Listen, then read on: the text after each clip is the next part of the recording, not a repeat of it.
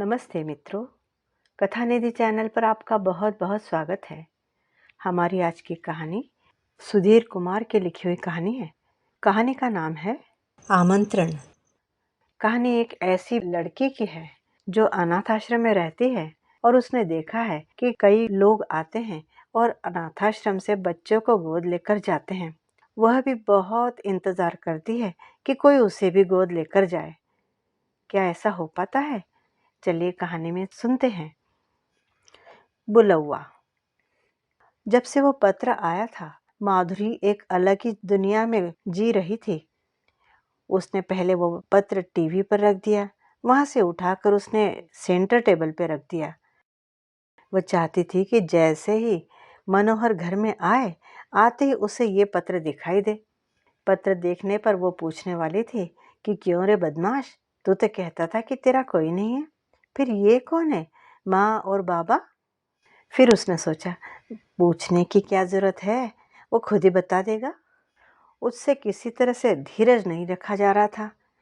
आखिर वो किसी तरह से समय बिताने के लिए किचन में चली गई। मनोहर के लिए उसने गर्मा गर्म पकौड़े बना के तैयार रख लिए, चाय तैयार करके किटली में भर के रख ली और फिर वो मनोहर का रास्ता देखने लगी। जब वह आश्रम में थी तब वह ऐसे ही इंतजार किया करती थी। कोई कोई लोग आते थे लड़कियां गोद लेने के लिए। ऐसे लोगों को देखकर उसकी सारी आशाएं पल्लवित हो उठती। वो उनके आगे पीछे घूमती, उन्हें मौसी चाचा कहती हुए उनके आसपास ही रहती, लेकिन उसका नंबर कभी लगा ही नहीं। आखिर एक दिन आश्रम की दीदी ने उसे प्यार से पास में बुलाया और समझाया, बेटी माधुरी, हर एक के नसीब में इस तरह से माँ बाप मिलना नहीं लिखा रहता बेटी। लेकिन सच बताऊं, तू मुझे बहुत अच्छी लगती है, बहुत है ना, बहुत। बेटी, और तुझे एक बात बताऊं, लोग जब बच्चा गोद लेने के लिए आते हैं ना, तो वे साल भर के अंदर का बच्चा लेना पसंद करते हैं, क्योंकि उनकी दिली इच्छा रहती है कि बच्चा जब पहला शब्द बोले माँ बाबा, तो वो उन्हीं के लिए हो। तुम तो अब 12 वर्ष की हो गई हो, अब क्या 8 साल और खूब अच्छी पढ़ाई करो, डिग्री ले लो, फिर हम तुम्हारी शान से शादी करेंगे। तुम्हें याद है ना, पुष्पा थी हमारे आश्रम में, उसके लिए कितना अच्छा रिश्ता देखा और उसकी शादी करवाई है। तुम तो गुलाब जैसी प्यारी हो और शक्कर जैसी मीठी, तुम्हें तो बहुत अच्छा जीवन साथी मिलेगा। हाँ बेटी, और हुआ भी वैसा ही। मनोहर हमेशा एक चैरिटेबल ट्रस्ट के माध्यम से कुछ न कुछ डोनेशन इनके आश्रम के लिए लेकर आया करता। कभी कपड़े लाता, कभी बर्तन, कभी घर में लगने वाला सामान, कभी अनाज। दीदी को मनोहर बहुत अच्छा लगता था। अब माधुरी बीकॉम में पढ़ रही थी। दीदी जानबूझकर माधुरी को कैशियर का काम करने के लिए देती। माधुरी भी अपना काम बहुत अच्छे से करती। उसका काम भी बड़ा अच्छा था, उसकी लिखावट भी बड़ी अच्छी थी। रोज का काम रोज पूरा करके रखती वो, कोई भी काम पेंडिंग में न रखती। एक दिन मनोहर ने हंसते हुए दीदी से कहा, दीदी, आपकी सहायक तो बहुत स्मार्ट और होशियार है। उसकी बात का धागा पकड़ते हुए दीदी बोली, मनोहर, अगर तुम्हारा विवाह न हुआ हो तो हमारी माधुरी का रिश्ता सुझा सकती हूँ तुम्हें।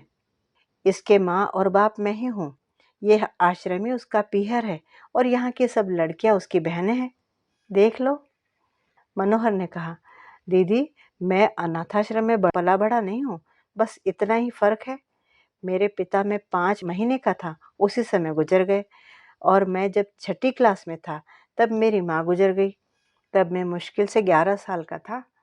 तब मुझे आश्रम के बोर्डिंग स्कूल में रखा गया और वहाँ से मैंने 10वीं तक किसी तरह से अपनी शिक्षा प्राप्त की। उसके बाद मैं हॉस्टल से निकलकर मेरी माँ का जो घर है छोटा सा, उसमें चला गया रहने। फिर यहाँ कमाओ और सीखो इस योजना के अंतर्गत मैंने एमएससी किया। अब ऐसा लड़का जिसे कोई रिश्तेदार नहीं है, ऐसा लड़का तुम्हारी माधुरी को चलता है क्या? पूछ लीजिए। दरवाजे के पीछे खड़ी होकर माधुरी दीदी और मनोहर के बीच चल रही बात सुनी रही थी। जैसे ही मनोहर ने कहा कि माधुरी से पूछो, वो तुरंत आगे बढ़ के सामने आ गई और उसने बगैर शर्माए कह दिया, मुझे चलेगा। चलेगा क्या, दौड़ेगा। उसकी बात सुनकर दीदी इतनी हंसी, बोली, मनोहर, तुम्हें आश्चर्य लग रहा होगा ना, इसका इस तरह से सामने आकर बेझिझक अपनी बात कह देना, तुम्हें आश्चर्य लगा होगा ना देखकर। बेटा, अनाथ आश्रम का कॉमन छत किसी को भी पसंद नहीं होता है। हर एक को चाहिए होता है उसका अपना, भले छोटा सा क्यों न हो, खुद का घर, उसके दरवाजे खिड़कियों में से दिखने वाला छोटा सा आसमान का टुकड़ा, ऐसी जगह जहां से कोई उसे उठ नहीं कहेगा। कहते कहते दीदी बड़ी भावुक हुई थी। मनोहर, ये मेरी माधुरी है ना, ये प्यार की प्यासी है, ममता की छांव की प्यासी है। इसे तो बचपन में ही किसी के गोद जाना था, लेकिन नहीं मिले वैसे माँ बाप। तब मैंने इसे वचन दिया था कि बेटी, नहीं मिले माँ बाप कोई बात नहीं, लेकिन तू इस बात को गांठ बांध के रख, मैं तेरे लिए बहुत अच्छा जीवन साथी ढूंढ के दूंगी। तो मैं एक अच्छा जीवन साथी हूँ आपकी नजरों में? मनोहर ने पूछा। दीदी ने गर्दन हिलाई। बिल्कुल हो, तो मैं तैयार हूँ। मनोहर ने हंसते हुए कहा, करवा दीजिए हमारा विवाह। इस तरह से उन दोनों का रिश्ता जुड़ा। आश्रम में ही उनका विवाह हुआ। माधुरी मनोहर के घर आई, उसके अपने घर। दरवाजे की बेल बजते ही माधुरी दौड़ती हुई दरवाजे तक गई। मनोहर ही था। कितनी देर लगा दी मनोहर, मैं कब से तुम्हारा रास्ता देख रही हूँ। गर्मा गर्म पकौड़ियाँ और चाय तुम्हारा इंतजार कर रही है। आज तुम्हारी रोज वाली बस मिस हो गई क्या, या प्रकाश जी के साथ में बातों में लग गए थे? उनके साथ बातें करते हो तो तुम्हें ध्यान ही नहीं रहता समय का। माधुरी की बातें सुनकर हंसते हुए मनोहर बोला, हाँ हाँ, मैं प्रकाश के साथ ही था, लेकिन मुझे समय का अच्छे से ध्यान था, और मेरी बस भी रोज वाली ही थी, मिस नहीं हुई। बस आज मैंने शेयर रिक्शा न करके पैदल चल के आना पसंद किया। आजकल ना योगा होता है ना कोई कसरत, इसलिए वहां से चलकर आया हूँ। तुमने मुझे खिला पिलाकर मोटा बना दिया है। पहले मैं कैसा कीड़े काप था, और अब बन गया हूँ एकदम गणेश जी। मनोहर ने माधुरी को अपनी तरफ खींचा। लजाती मुस्कुराती माधुरी धीरे से उससे अलग होती हुई किचन में गई। वहां से चाय और पकौड़ियाँ फिर से गर्म करके ले आई। इस बीच उसे लगा कि मनोहर ने टेबल से पत्र उठाकर पढ़ लिया होगा, लेकिन वो तो गर्दन पीछे दीवार से टिकाए आंखें बंद करके कुर्सी में आराम से बैठा हुआ था। बहुत थक गए हो मनोहर, लो थोड़ा नाश्ता कर लो, चाय पी लो, तुम्हारी थकान उतर जाएगी। मनोहर ने जब तक चाय पी और पकौड़ियाँ खाई, तब तक वो किसी तरह से अपनी उत्सुकता को दबाए थी। जैसे ही उसने खाना पीना खत्म किया, उसने तुरंत ही वो पत्र उसके आगे नचाया। ये पढ़ा तुमने पत्र मनोहर? बताओ ये क्या है? ये कौन माँ और बाबा है? हम दोनों को देवास बुलाया है। अरे कौन है ये? हमारी विवाह को इतने दिन हो गए, इस बीच तुमने कभी भी इनका नाम तक नहीं लिया। मुझे तो आश्चर्य हो रहा है। माधुरी लगातार बोले जा रही थी। पत्र खुला पोस्टकार्ड ही था, और मनोहर की नज़र उसी पर थी। पत्र में लिखा था, प्रिय मनोहर, सप्रेम आशीर्वाद। अरे तुम्हारा विवाह क्या हुआ, तुम तो हमें भूल ही गए। तुम तो बिल्कुल माधुरी में ही रम गए हो। बगीचे में फूलों की बहार आई हुई है। मैं और तुम्हारी माँ तुम्हारा इंतजार कर रहे हैं। अब तुम केवल वादे मत करो, जल्दी आने की तारीख निश्चित कर लो। इसी शनिवार रविवार आ जाओ, देवास आओ तुम दोनों, हम दोनों तुम्हारा इंतजार कर रहे हैं। हमारी बहुत इच्छा है माधुरी को देखने की। तुम्हारा बाबा।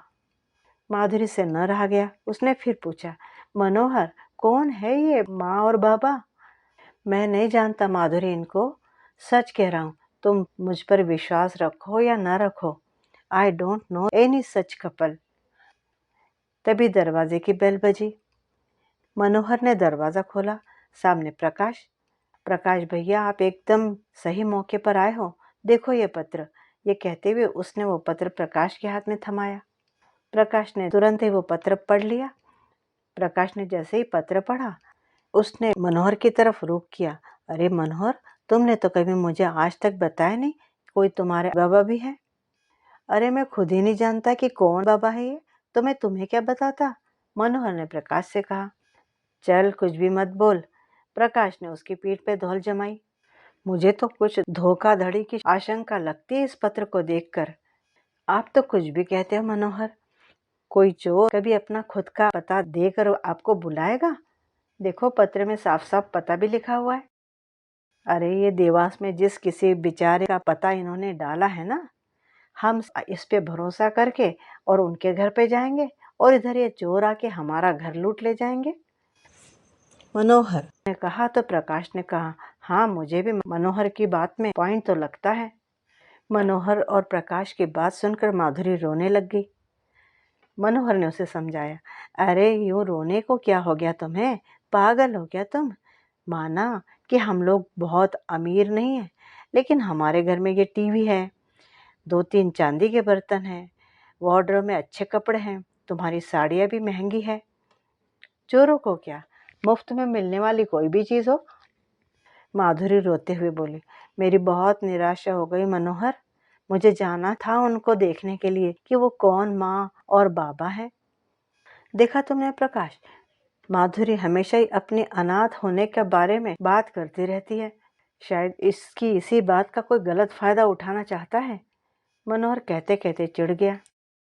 प्रकाश ने उसे समझाते हुए कहा, मनोहर तुम ऐसे नाराज मत हो। माधुरी, तुम्हें बहुत जाने की इच्छा है क्या? मुझे बहुत इच्छा होती जाने की। कोई तो अपना हो जिसके यहाँ जाए हम। अच्छा, समझो तुम वहां गए और वहां पे ऐसे कोई माँ और बाबा कोई न मिले तुम्हें, तब तुम गुस्सा तो नहीं हो जाओगी? मैं क्यों गुस्सा होंगी प्रकाश भैया, और मैं गुस्सा हो भी गई तो कम से कम मैंने अपने लिए ममता ढूंढने का, प्यार ढूंढने का कोशिश की, इस बात का तो मुझे संतोष रहेगा। तो फिर माधुरी तुम मुझे वचन दो कि अगर तुम्हें वहां ऐसा कुछ भी नहीं मिला तो तुम रो रो के वहां नाटक नहीं करोगी। यस आई प्रॉमिस, कहते हुए माधुरी ने अपने गले पर हाथ रखा। तो ठीक है प्रकाश, तुम मेरे घर रुक जाओगे शनिवार रविवार के दिन? प्रकाश ने कहा, मैं तो खुद ही ये सोच रहा था कि मैं तुझसे ऐसा कहूँ। मनोहर ने माधुरी से कहा, देखा माधुरी, मेरा दोस्त अपनी पत्नी और बेटी को छोड़कर हमारे घर की रखवाली करने के लिए वो यहाँ रहने के लिए तैयार है। थैंक यू भैया, प्रकाश ने कहा। ठीक है, थैंक यू तो ठीक है, अब मुझे तुम्हारे हाथ की बढ़िया सी चाय बनाकर पिलाओ। अरे चाय ही क्या, पकौड़ियाँ भी तैयार हैं। क्यों माधुरी, है ना? हाँ हाँ, नहीं भी हो तो मैं ताज़ा बना के खिलाऊंगी इनको, गर्मा गर्म। प्रकाश भैया मेरे लिए बहुत स्पेशल आदमी है। तुम्हें क्या लगता है मनोहर, वे क्या तुम्हारे अकेले के दोस्त हैं? अरे नहीं देवी जी, जाओ अब इसके लिए चाय और पकौड़ियाँ लेकर आओ। मनोहर ने कहा तो माधुरी ने ओके बास कहते हुए अपनी गर्दन झुकाई और दौड़ती हुई किचन में चली गई। अगले शनिवार की सुबह प्रकाश मनोहर के घर आ पहुंचा और ये दोनों बहुत खुशी खुशी, बड़ी उत्कंठा मन में लिए देवास के लिए निकल पड़े। पत्र में दिए हुए पते पर जब वे लोग पहुंचे तो माधुरी का दिल बहुत जोर से धड़क रहा था। सोच रही थी कि भगवान हमारी निराशा मत होने देना। अपने मन को उसने समझाया कि अगर हमें निराशा मिली तो भी मुझे रोना नहीं है। लेकिन उन्हें निराशा हाथ नहीं लगी। सामने ही दिए गए पते पर एक घर उन्हें दिखाई दे रहा था, जिसमें चारों तरफ फूल ही फूल खिले हुए थे। माधुरी को लगा कहीं वह खुशी में कहीं वह नाचने न लगे। घर के आगे खुला खुला आंगन था। घर छोटा सा था पर बड़ा ही प्यारा सा था। घर के दरवाजे में ही एक वृद्ध व्यक्ति खड़े थे। उनके आंखों पर सुनहरी फ्रेम का चश्मा था और हाथों में छड़ी थी। माधुरी के मुंह से निकल पड़ा, यही है बाबा तुम्हारे? वृद्ध व्यक्ति ने बड़े स्नेह से उसकी तरफ देखा और कहा, हाँ मैं ही हूँ बाबा। उनकी बात सुनते ही माधुरी उनके चरण स्पर्श करने के लिए झुकी। अत्यधिक आनंद की वजह से उसकी आंखों में आंसू आ गए। अरे सुनती हो, आ गए मनोहर और माधुरी। उन्होंने ऊंची आवाज में अपनी पत्नी को पुकारा। घर के अंदर के हिस्से में हलचल दिखाई दी। सफेद बालों का जूड़ा बनाए एक 70 वर्षीय महिला हाथ में आरती की थाल लेकर बाहर आई। उन्होंने मनोहर और माधुरी की आरती उतार के उन्हें घर के अंदर बुलाया। माधुरी मन ही मन सोचने लगी कि बचपन से जिस तरह का घर, जिस तरह के स्नेह और ममता की छांव की कल्पना उसने की थी, वैसा ही तो घर है ये, वैसे ही तो माँ और बाबा है ये। उस दिन भोजन में खास दाल बाटी का प्रोग्राम था। माधुरी थाली देखकर बहुत प्रसन्न हो गई। बोली, माँ, आपको कैसे मालूम कि मनोहर को दाल बाटी बहुत पसंद है? मैं नहीं तो कौन जानेगा इसके बारे में? अरे, ये दूसरी कक्षा में था। उस समय बहुत मस्ती की तो इसकी टीचर ने इसे सजा के तौर पे कोने में खड़ा रहने के लिए बोल दिया। अब वहीं इसकी टीचर का टिफिन रखा हुआ था। टीचर पढ़ाने में लगी थी, इसने चुपचाप टिफिन खोल के उसमें इसे दाल बाटी दिखाई दी तो खा ली। अब दूसरी क्लास के बच्चे को टीचर क्या मारती कि उनका टिफिन खा लिया? दाल बाटी तो इसका बचपन से ही वीक पॉइंट है। माधुरी ने मनोहर की तरफ देखा। मनोहर, माँ जो कह रही है वो सही है क्या? मनोहर ने हाँ में सिर हिलाया। रात में सोते हुए माधुरी ने मनोहर से पूछा, मनोहर, इतने बचपन की तुम्हारी बात इन माँ को कैसे मालूम पड़ी? पता नहीं, मनोहर ने अपनी अनभिज्ञता जताई। मैं स्वयं ही आश्चर्य में पड़ा हुआ हूँ। ये शायद मेरी माँ से कभी मिली होंगी। मेरे दिमाग का तो भूसा हुआ जा रहा है सोच सोच के। इतना सोचने पर भी मुझे कुछ समझ में ही नहीं आ रहा। चाहे जो हो मनोहर, हमें तो नहीं मालूम, लेकिन हम इन दोनों से मिलने वाला प्यार, ममता और स्नेह का खूब आनंद उठाएंगे। बस अब तुम कुछ मत सोचो। मनोहर ने भी हाँ में गर्दन हिलाई। बोला, हाँ, अभी तो यही कर किया जा सकता है। सुबह माँ ने ही माधुरी और मनोहर को आवाज लगाई। माधुरी, उठ जाओ बेटी, आज मैं अपने हाथों से तुम्हारे बाल धोऊंगी, तुम्हें नहलाऊंगी। तुम्हारे बाल कितने सुंदर है। मैं तुम्हारे बालों में अपने हाथों से तेल लगाऊंगी, फिर नहलाऊंगी तुम्हें। आजकल तो तमाम लड़कियां बाल कटा के जरा जरा से बाल रखती हैं। माधुरी बड़े आश्चर्य में पड़ गई, लेकिन जब माँ ने उसके बालों में तेल लगाया, हाथों पाँव में भी तेल की मालिश कर दी और जब उसे नहलाया तो उसे लग रहा था कि ये कार्यक्रम ऐसे ही चलता रहे। उसे लग रहा था कि सिर से पाँव तक उसके ऊपर सुख की बरसात हो रही है। उस दिन रविवार था। खाने में बेसन के लड्डू। भोजन के बाद वृद्ध व्यक्ति यानी बाबा ने मनोहर से कहा, मनोहर, देखो, पेड़ों पर कटहल पके हुए हैं। आज मैंने 2 आदमियों को कटहल निकालने के लिए बुलाया है। तुम थोड़ा देख लेना और उनसे मोल भाव करके उन्हें वो कटहल दे देना। ठीक है बाबा, आप चिंता मत करो, मैं कर लूंगा, मनोहर ने अपनेपन से कहा। माधुरी के बाल सूखने पर माँ ने उसके बालों का सुंदर जूड़ा बनाया और अपने पास रखा हुआ सुवर्ण फूल उसमें खोस दिया। माधुरी चौंक गई। माँ, ये फूल आप मेरे बालों में क्यों लगा रही है? ये तो सोने का फूल है ना। नहीं नहीं, मेरे बालों में ये मत लगाइए, मैं तो फूलों के गजरे में ही खुश हो जाऊंगी। माँ बोली, अरे, अब ये सुवर्ण फूल है तो क्या हुआ, मैं थोड़ी ना बालों में लगाऊंगी। देख रही हूँ ना मेरा जूड़ा, इतना सा। कोई प्यार से कुछ देता है तो मना नहीं करना चाहिए बेटी। माधुरी की आंखें डबडबाई। उन्होंने कहा, अरे, आंखों में पानी मत ला बेटा। उसके बाद उन्होंने माधुरी के हाथ में एक हरे रंग की बनारसी साड़ी रखी और बोली, माधुरी, अगर तुम ये साड़ी मुझे पहन के दिखाओ तो मुझे बड़ी खुशी होगी। हम तो तुम्हारे विवाह में आए नहीं थे, देखना चाहते हैं कि तुम इस साड़ी में कैसी दिखती हो। वह साड़ी देखकर माधुरी का जी हर्ष गया। साड़ी वाकई बहुत प्यारी थी, माधुरी को बड़ी अच्छी लगी। उसने माँ के हाथ पकड़ते हुए बोला, तो माँ, आप हमारे विवाह में आई क्यों नहीं? क्या बताऊं बेटी, मैं गिर गई थी और मेरे हाथ में फ्रैक्चर हो गया था। तुम्हारे बाबा ने मेरी बहुत सेवा की। हाँ, बिल्कुल छोटी बच्ची को संभालते हैं उस तरह से उन्होंने बड़े प्यार से किया मेरा सब। बिल्कुल मेरे बाल तक कंघी करके मेरे जूड़ा तक बना दिया करते थे। जीवन साथी का मूल्य संकट के समय ही मालूम पड़ता है, सही है ना? अच्छा, अब तुम साड़ी पहन के तो मुझे दिखाओ। हाँ माँ, कहकर माधुरी ने साड़ी हाथ में ली और अंदर के कमरे में चली गई। हरी बनारसी साड़ी पहन के तो माधुरी खुद पर ही फिदा हो गई। कितनी सुंदर दिख रही हो। उसे मालूम ही न पड़ा कि मनोहर कब उसके पीछे आके खड़ा हो गया था। आईने में उसके पीछे दिखाई दे रहा था। कितने प्यारी है हमारी जोड़ी, है ना मनोहर? आज मैं बहुत खुश हूँ।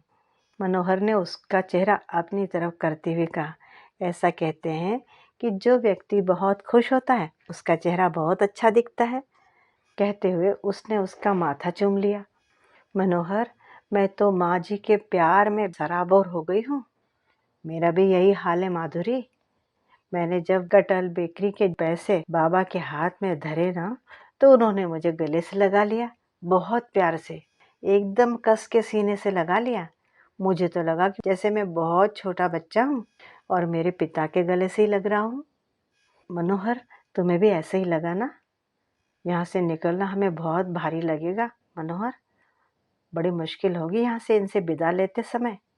शाम की चाय पीने के बाद मनोहर और माधुरी निकलने की तैयारी करने लगे। माधुरी लगातार रोए जा रही थी और मनोहर की आंखों में भी बार बार पानी आ रहा था। उधर माँ और बाबा के भी यही हाल था। आखिर एक दूसरे से बार बार मिलने का वचन ले देकर वे दोनों विदा हुए। माँ और बाबा बार बार कह रहे थे, आते रहना तुम लोग बीच बीच में से। मनोहर और माधुरी देवास से इंदौर जाने वाली बस में बैठ गए। माँ और बाबा को छोड़कर बस में बैठते हुए उन दोनों का ही मन बड़ा व्याकुल हो रहा था।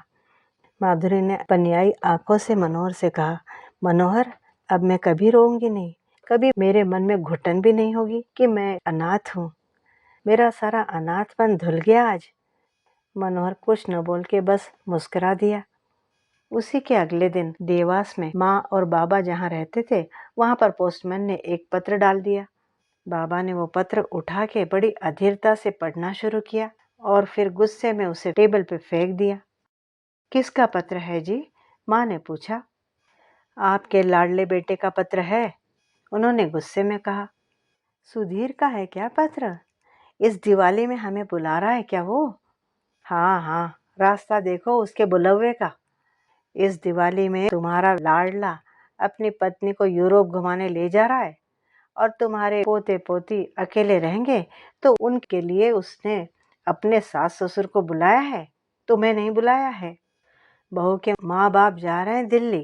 कहते कहते बाबा का स्वर ऊंचा उठता गया। माँ बाप मर गए हैं उसके। उनका चेहरा गुस्से में तमतमाने लगा। अजी, आप इतना अपने आप को तकलीफ मत दीजिए। लोग कन्यादान करते हैं, हमने पुत्रदान किया, यही समझिए और खुश रहिए।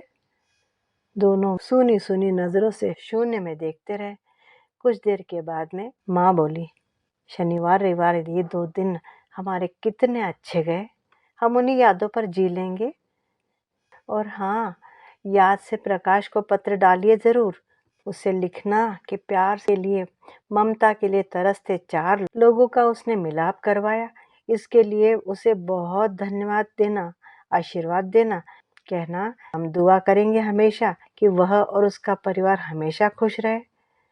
वो पत्र ना भेजता तो क्या हमें शनिवार रविवार इतने अच्छे मिलते। कहते हुए माँ ने आंचल से अपनी डबडबाई आंखों को सुखाया और बाबा ने भी अपना सुनहरी सुनहरी फ्रेम वाला चश्मा निकालकर रुमाल से अपनी आंखें पोंछी। बाबा ने अभी अभी आया हुआ पत्र उठाकर टुकड़े टुकड़े करके फेंक दिया और फिर अपनी पत्नी की तरफ देखकर प्यार से मुस्कुराए। इधर मनोहर और माधुरी बस में बैठ के इंदौर की तरफ चले जा रहे थे। वे भी बड़े तृप्त थे। मित्रों, यहाँ हमारी कहानी खत्म होती है। कहानी अच्छी लगी हो तो लाइक कीजिए। कहानी के बारे में अपने विचार भी कमेंट बॉक्स में ज़रूर लिखिए कि क्या प्रकाश ने माँ और बाबा की तरफ से मनोहर माधुरी को पत्र लिखकर सही किया या गलत। नए हो तो चैनल को सब्सक्राइब भी कर लीजिए। कहानी सुनने के लिए धन्यवाद। आपका दिन शुभ हो।